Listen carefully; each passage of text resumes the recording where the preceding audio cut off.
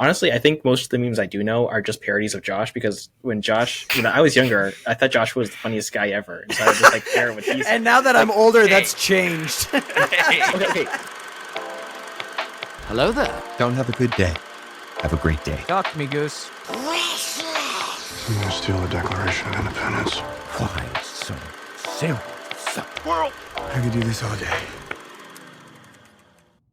Are you watching closely?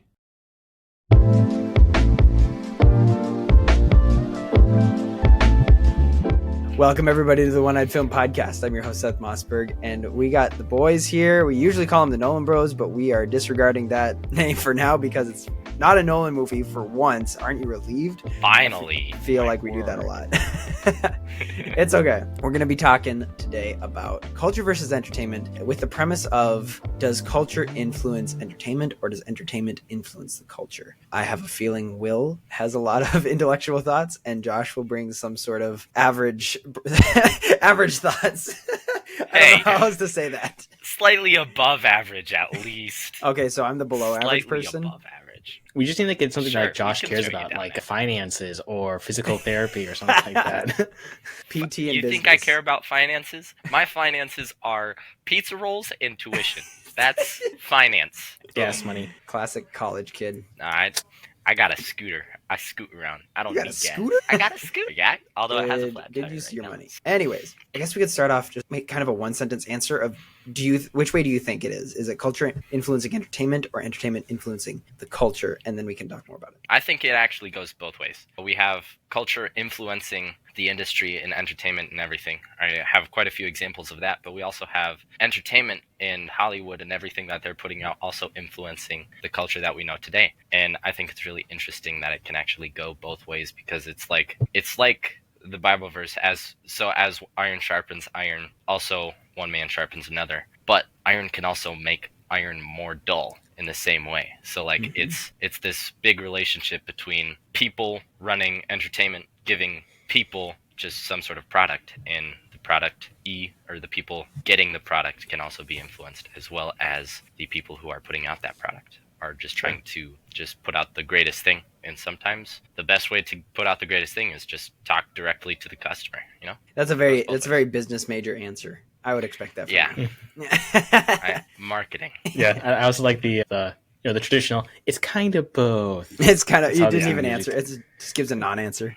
It's both. Okay. That's how these things tend to go. It's like, I'm not really for one thing. I think they both matter. Okay. Let me give you two examples of how it is both, though, so Yeah, I go for it. can defend my case. The Sonic movie. The culture bullied a studio into redoing basically a whole movie because they didn't like the way that Sonic looked. That is definitely the culture influencing entertainment. I also think of No Way Home, because that was definitely like the studio conforming to whatever the audience wanted. Like, they wanted all three Spider-Man to be in the same movie, so they did that. They knew that that's what the culture wanted, so they made it, not because they maybe wanted to follow that direction, but because the culture influenced them in the way of basically, like, everyone talked about how cool it would be to have all three Spider-Man together. So that's one instance of how culture influences entertainment. But entertainment also influences culture in the form of, I think, one of the greatest contributors to society right now, memes.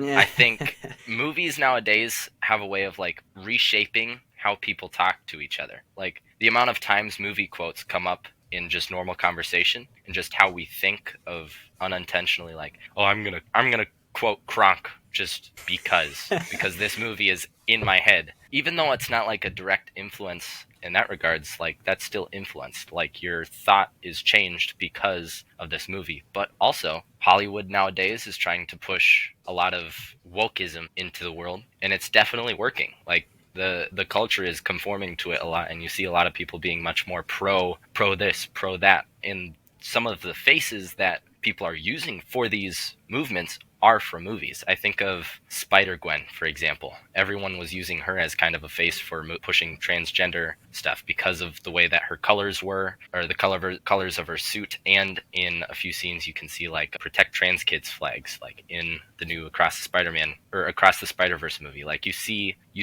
Hollywood putting this out, and then the culture taking it, digesting it, and then kind of just following suit because they were influenced by the way that they felt while they watched the movie or while they heard this story from another person. So 2 instances in both cases where it can work both ways. But I'll save it for later, but I do think one has more power over the other. But I want to hear Will's thoughts first before I say which one I think has more power. Before Will talks, kind of just a recap of what you're saying. You're thinking more along the lines of literally meme culture and more or less cyberbullying studios, and we can talk more in depth about that. But I also want to lean into culture in the sense of our humanity, I guess, our current society. Like, I don't want to get into we live in a society, but we live in a society. But Right. when you think about, we'll probably end up talking about the Barbie movie a lot in this episode, about how that both was influenced by modern feminism, but also how, yes, it kind of developed meme culture around it and a lot of quotable moments, but it also probably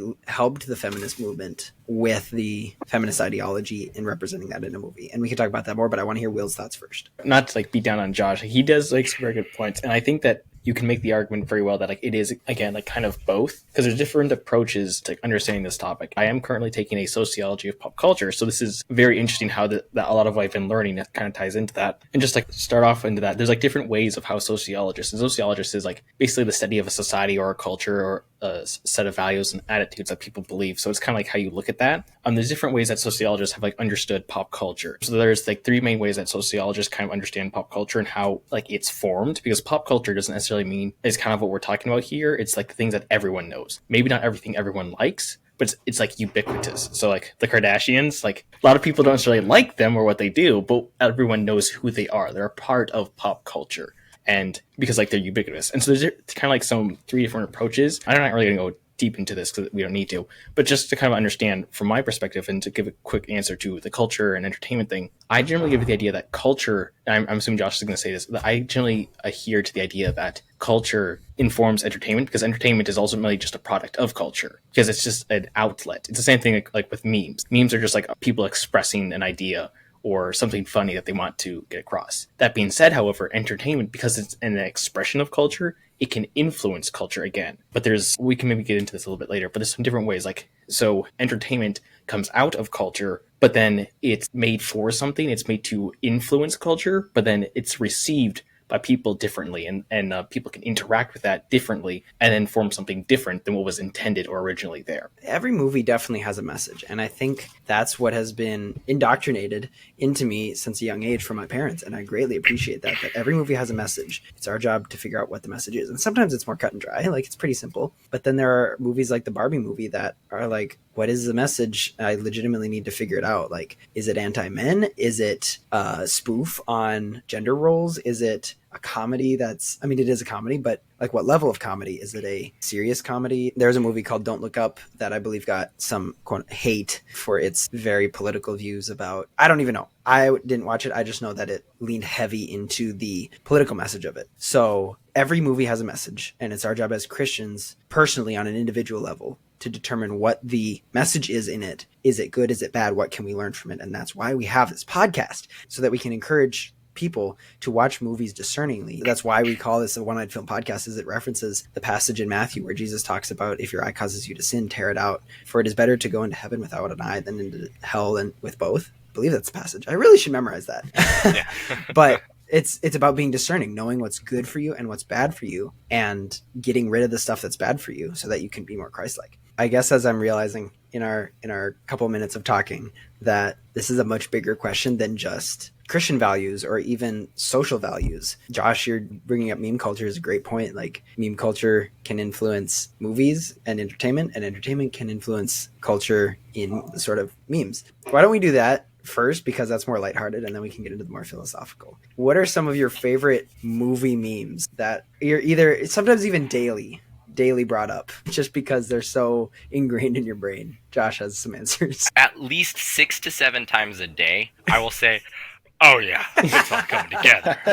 At least 6 or 7 times. Okay, So but that movie came out so long ago. I guess not so And long ago. it's still in here. It's grew- become like it- an underrated. It's become such an underrated gem, I think, mostly because of the memes. Like, isn't it called Yes. like what's it called? Like living Emperor's New rent free in Groove. my head or something like Oh, that. that. Like that's like yeah, like that's basically the epitome of that of of the Emperor's New Groove. Like it just basically is just so well known because of the memes. It actually pays rent in my head, and rent is the cost of my sanity. It's declined ever since I watched that movie. Oh, At 6 years old, I watched it, and I'm like, you know what? I'm gonna base my entire personality off of this. so Josh likes Emperor's New Groove. Will, is there anything that you think about every day, every so often, a meme that is from a movie? I think I've been more indoctrinated into the meme culture because as I've grown more connected to the internet, I'd like to think of some examples. I guess I don't really think about this that often, but like you did it recently, like the Star Wars memes, like for the prequel trilogies, like I have the high ground or all those types of ones. I guess kind of those things. Honestly, I think most of the memes I do know are just parodies of Josh because when I was younger, I thought Josh was the funniest guy ever. And so I would just like parrot what he said. And now that I'm older, Hey. that's changed. Okay. For instance, Ouch. the first time I learned about a Vine was because of Josh, because that was the like he bumped me one time. He said, "Little did he know, he ran into Juan Cena." And I had no idea what he was talking about. No reference, but I thought it was funny, so I would go around and say that. Or okay, just one more thing. I was the And funniest you should probably person edit this in out Will's because life it's kind of until Will decided to look up stuff on the internet. yeah. Like it took me like years later, and then I was like, "Oh, that's what he's talking about." Like that's been my life for like the past. I'm the seriously. greatest at copy and paste. Ask I know. any professor. I know. here. It was quite something. Actually, it was quite something. And What then am I cutting, Just Will? another example. Yeah. I used to go around saying like, "The sky is up, the sun is blue, the birds are twerking." Wait a minute, because I didn't know what it meant, so I was just around saying that because of Josh, because he said it one time. I thought it was said funny. I say that one time. We were in recess, and William thought it was the funniest thing ever. He started repeating it a lot, and we go back into class like the next day. I'm like, "Hey, William," and he's like, "Hey, Josh, the sky is up. The sky is up, and it's blue. And hang on, wait, what is it? The birds are twerking. Wait." Hang on, it's just so funny, and the teacher was there. Is like, what the heck are you talking about? Will?" Yeah, Josh was a bad influence on me for many years. Yeah. Yes, when I Still see, I was gonna say when I think of bad influence, I think of Josh Swanson. What do you mean by that? Nothing, because it's satire. I like sand memes. I have two that I go to. I don't like sand from Attack of the Clones, and then I use Russell's line from Up when Carl's dragging him along when they're walking on the rocks. He goes, "Sand! I found sand!"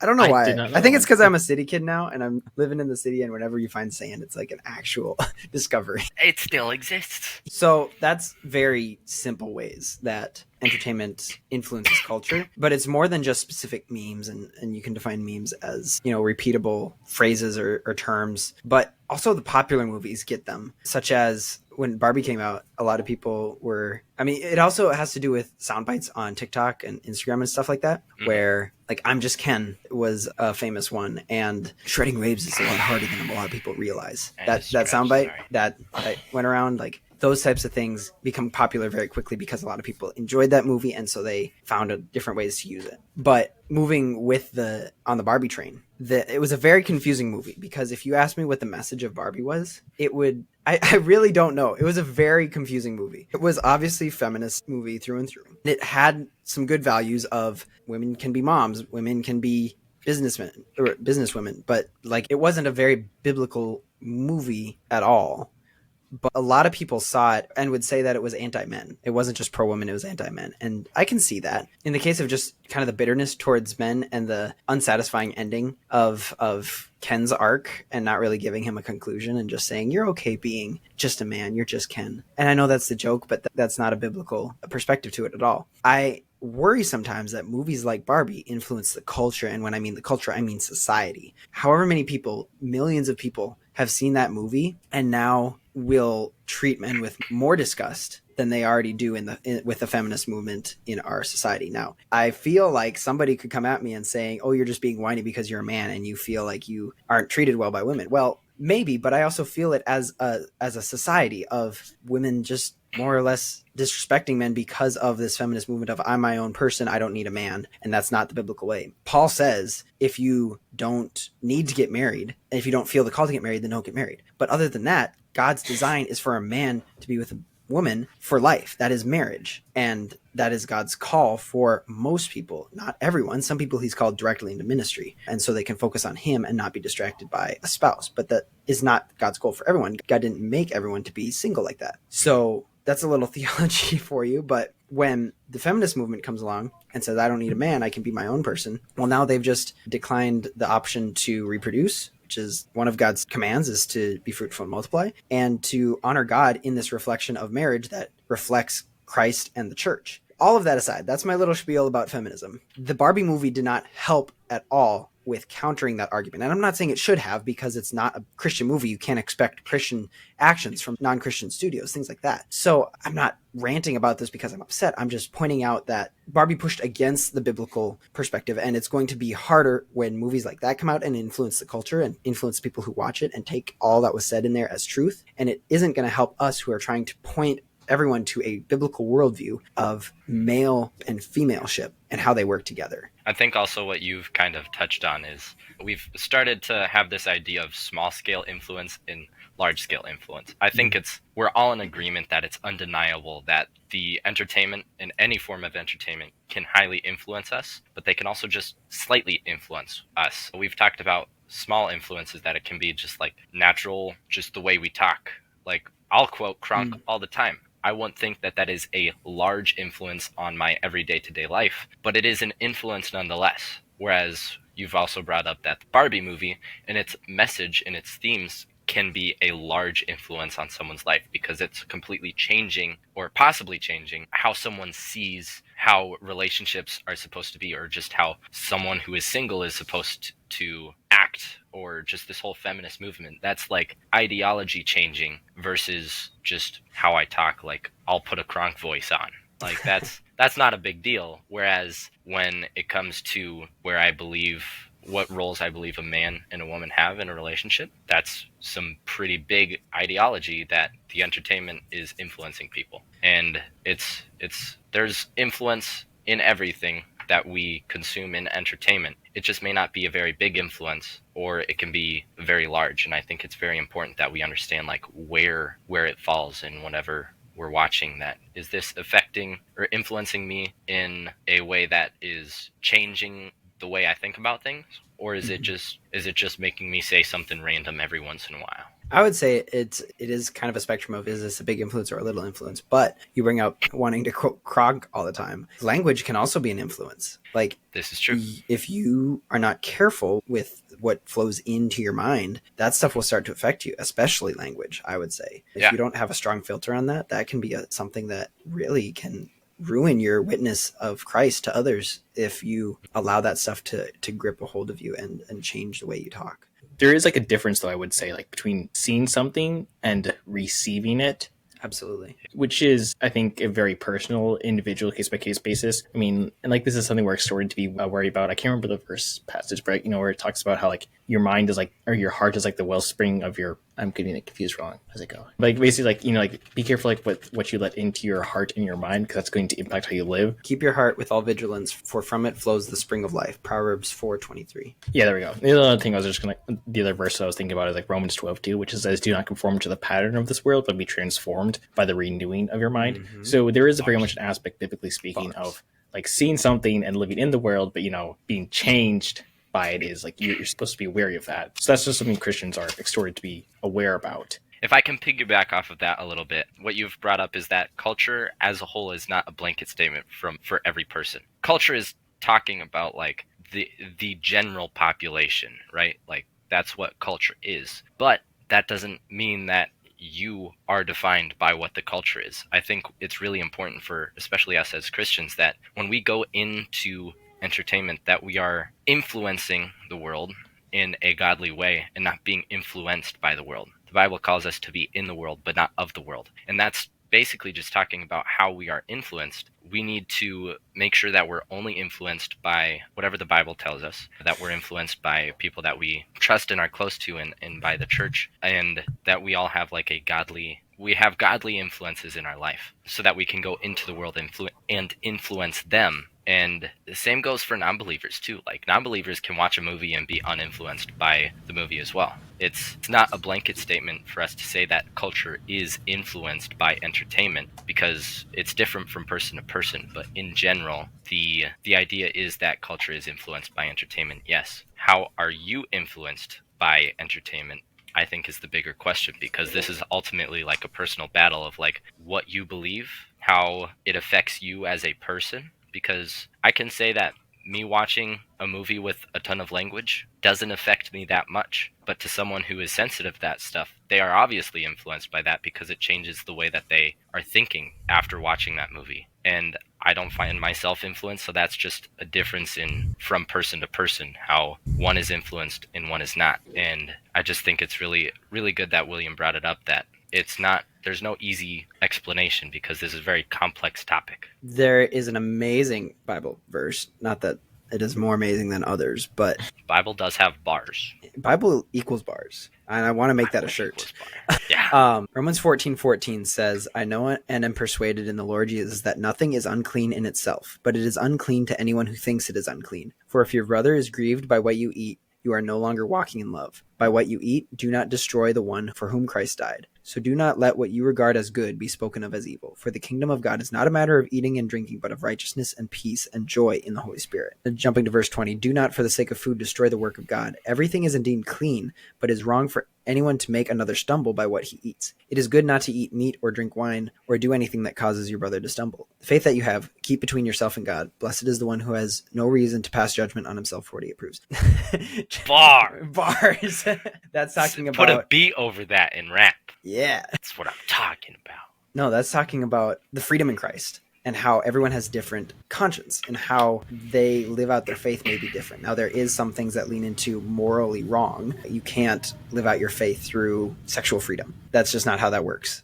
But there are certain things. Paul uses the example of eating because that was the problem with Jews versus Gentiles, is the Judeo-Christians who believe that they were still under the food regulations of the Old Testament were telling the Gentiles, you can't eat pork anymore. And that's... Or meat sacrifice to idols was the big topic. That was things like that. Topic. Things like that. And Paul was saying, doesn't matter as long as you're not breaking community, as long as you're not causing another person to stumble. Let's say you and your friend go to the burger place and they decided not to drink, but I mean, you guys are underage, but it's not you directly, but you decide to get a beer. That's not a problem for you, but the person who you're having supper with might have a problem with that, and you don't want to create that temptation for them to have that option. I'm not saying that you getting a drink means they have to drink it, but you don't want to give that availability to your friend. And that's something I said in episode 0, which I probably should re-record by now because it's maybe I've changed some of my thoughts about it, but it's our theology on how to watch movies. And I don't want to have any authority in saying what people should and shouldn't watch, because I want to just create an area for discussion and not say, because I can watch this movie, you should watch this movie. The three of us have a mutual friend who does not like to watch a certain genre of movies, and their conscience says, don't watch them, those types of movies. And so we want to respect that, and we wouldn't invite them to a movie night with that theme that they don't like in the movies. And that's fair. That's a loving Christian thing to do. And that's what Paul is talking about here. I'm going to go grab a book really quick because I need to grab a quote from it. So give me one second. So I have this book by John Stone Street and Brett Kunkel called A Practical Guide to Culture. And in it, I mean, the book is all about culture, but in it, there's a lot of good stuff. I would highly encourage anyone to read it. They write, for many Christians, the culture, in quotes, is synonymous with the kind of debauched music, alternative lifestyles, liberal education, alcoholic indulgences, social policies, immodest dress, and sexualized movies that tempt young adults to abandon their morals and their faith. It is the bad, worldly stuff out there as opposed to the Christian stuff in here, reflected in the statement, the culture is destroying our kids. But we should also distinguish between people and culture. People make culture and are, in turn, shaped by culture. But equating them with culture is wrong and can even be dangerous. If we see people as culture and culture as the enemy, we likely see people as the enemy and confuse their bad ideas with evil intentions. But culture is not people. Culture is what people do as people. Bars. Bars. Man, I love That's- this book so much. that is a- That's a really good one. It's a that pretty is thick book, but it's a good one. That's a very interesting point because there's kind of like a philosophical debate about that. Like, what exactly is a culture? Like, is a culture an entity, quote unquote, distinct from a group of people? Like, if enough people believe in something, does it become something else? Or is culture like just what a bunch of people believe, and you can break it down to like individual like beliefs and stuff like that? And so that's like an interesting question and conversation that author is making about that sort of debate. But yeah, like, I think that's definitely a good point though about the fact that, especially in the Bible, where we're exhorted to like be aware, like you live in the world, not of the world, and there's that sort of like dynamic, which I think is like important to remember. But like I think the author of the quote that you just talked about does also make a point that yes, there is something of a distinction where like you can't be completely unaffected by the culture that you're born and raised and lived in, because we all are in some cases product of the area that we grew up in, the people that we live under, and the influences that we have. And the influences include entertainment, which includes movies and meme culture and stuff like that, because like, that's kind of like one of the things is interesting about like pop culture and entertainment, and how is that we react to it within a certain way. So there's kind of like there's something called the critical method of approaching pop culture, which is the idea that like studios want your money, and how do they get your money is by appealing to what to appealing what's quote unquote cool. I recently watched like a documentary which was very fascinating, even though it's from the 2000s, called Merchants of Cool, which is how media companies will create cool hunters. And these are individuals who like are kind of in certain fandoms and communities and groups, and they know what's popular and what's cool. So it's kind of like a teenager saying, hey, these are the new fads, these are what people like. And then they report to like media companies, who then make more specific ads and marketing campaigns to target what's cool and appeal to the authenticity for teenagers, and in order to get people to buy their stuff, because the more eyeballs you have on something, the more money you're going to likely get. And that's the same thing why like I think Seth, you kind of complain a lot about why we have so many sequels and reboots and stuff like that. There's a really good quote from a book I'm reading for my sociology class, which talks about the need for blockbusters, it's called. And the thing is that the need for blockbusters, quote, encourages movie studios to invest heavily in films with a built-in audience and promotional apparatus, particularly sequels, prequels, remakes, and spin-offs of previously successful entertainment properties, from comics book to sci-fi novels. And the reason that is because it's safer to use what's already popular. Yeah. And so this is part of the reason why in this modern age we have so many there they go again, because it's more profitable, because it's safe. Like if you do anything else, you're taking a chance and a risk, and it's just more profitable to just use what's already known and what's already popular. That's again like the Sonic thing. That's why the people listen to the fans, quote unquote, is because the fans are going to give them money, and so they listen to them a little bit. But there's another point that has to be made though, that these media companies are trying to get your money, and they're trying to sell you what you want. But the thing is, they're really trying to sell you they want you to want. Which is another point of like, yeah, That's good. that's yeah. You know what? bars. You know what that was? That was bars. That was bars.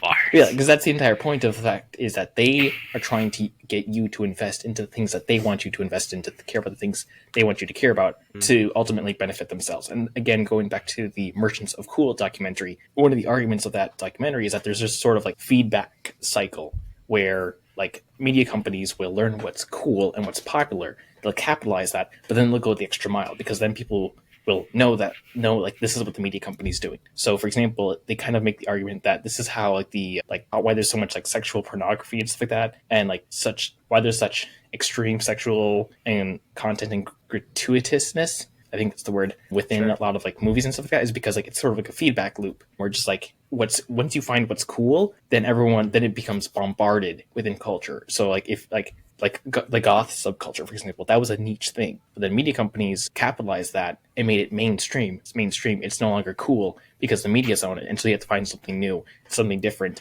and yada yada yada, and so on and so on forth it goes. So there's all these different factors that are impacting what media companies and entertainment industries are trying to do, ultimately profit for themselves. So what you're kind of talking about now, if I'm understanding this correctly, is entertainment affecting entertainment, where it's no longer like entertainment affecting culture or influencing culture, and then culture influencing entertainment back. It's entertainment just getting a response from the culture, or seeing like what's popular, and then other entertainment being influenced by that response that this movie got. So like a movie comes out and it's really, really popular. Now the rest of the entertainment industry is going to try and follow suit because of how well or how good that first instance of this scenario happened. Oh, exactly. I mean, it happens all the time. Like, just in regards to animation, you guys have already mentioned this in the animation episode, but like the Into the Spider-Verse type of animation, where it's like a painting come alive, or the Arcane type of animation, that's become more prevalent because they see that it's kind of popular, and so they use it.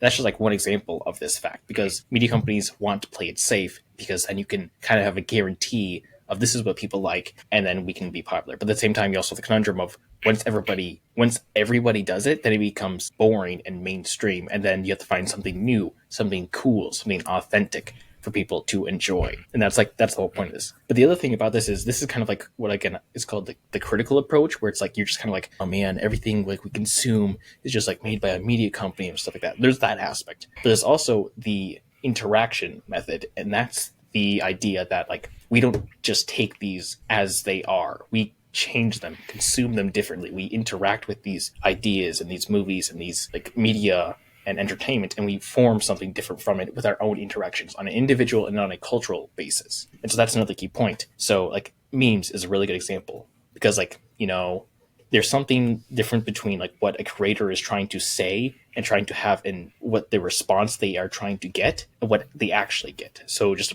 I'd say a good example is the third prequel movie, Revenge of the Sith from Star Wars, which has become very infamous for its memes and its meme culture. It's like got so many good memes to it. And it has a different understanding. People think about it differently than probably how George Lucas wanted it to be received. And so that's just like one example. And then like, you know, meme culture is like, I think, a really good example of this. It's just how like different fandoms and different communities are going to have different reactions to like the same thing. Going to the Barbie movie, for example, like you have different groups of people having different reactions to it, like especially like more feminist people probably seeing it in a more feminist light, not to get political, but like more right wings having more, some are like more really against it, some are kind of ambivalent to it. There's like different reactions to that, because that's the interaction aspect of it, because there's like different things that a creator might be trying to say with something that they make, but that's separate from how you receive it and how you change it and how you alter it and how you consume it and interact with it on your own. So that could be like even just changing it and making something different. So there's a Far Cry 5 song called, what was it? Keep Your Rifle by Your Side, which is ironically supposed to be kind of like a critique of like right-wing rural people who are really attached to their guns,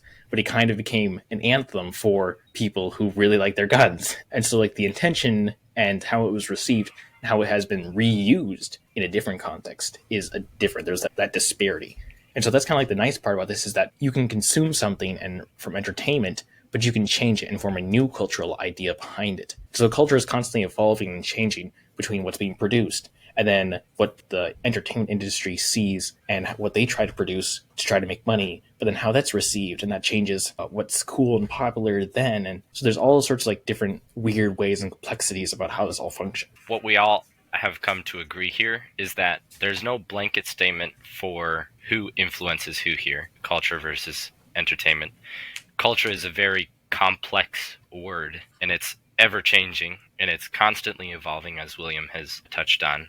But entertainment also has multiple influences to it, other entertainment and the culture influencing the other entertainment, and it's just a giant web of everybody influencing everyone. And we've all kind of just agreed that as Christians, we need to think critically. We need to make sure that we are in the world but not of the world. And we also had quite a few awesome quotes that were very much bars. William, from your class, and Seth from that awesome book that you had. I guess I'm kind of summarizing and everything. I guess I'm just trying to make sure that I understand as well. No. I mean, just speaking of culture, like I'm sure if the thing is like, it's really interesting too, it's a bit of a side tangent, but just like speaking of like culture and forming culture, it's really interesting, like YouTuber culture. And like, for example, if our podcast ever got big enough, it would develop its own subculture. Like it kind of already has, like we say bars a lot. That's a subculture thing. That's not a podcast thing. That's a Josh thing.